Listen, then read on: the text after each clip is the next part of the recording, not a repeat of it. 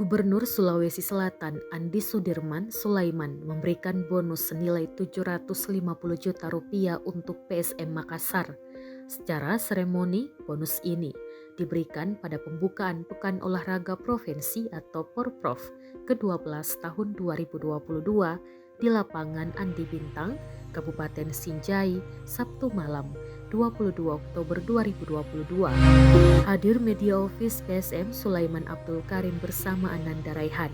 Bonus ini diberikan atas raihan PSM Makassar sebagai runner-up Piala AFC 2022 Zona ASEAN.